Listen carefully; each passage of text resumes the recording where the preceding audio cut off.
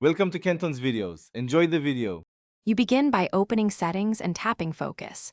Create a new focus or edit an existing one so you control interruptions.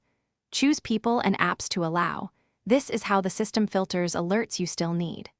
Once done, set time-sensitive permissions for urgent items and enable home screen or lock screen adjustments so notifications are minimized visually.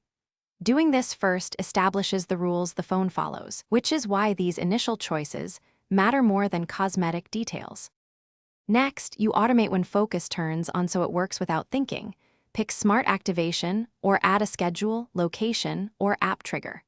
Then apply focus filters to Mail, Messages, Safari, and Calendar so each app shows only relevant content.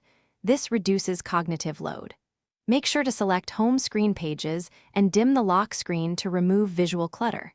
These middle steps tie behavior to context, letting focus adapt rather than forcing you to toggle it manually throughout the day. Finally, you test and refine. Trigger the focus manually and wait for automations to activate so you can observe which notifications get through.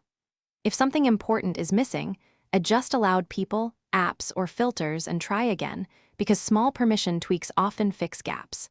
If automations don't run, restart the device and confirm focus sync is enabled in iCloud settings. This resolves most timing or cross-device issues. Once it behaves predictably, you can rely on focus to cut distractions. Thanks for watching. Consider subscribing if we helped you.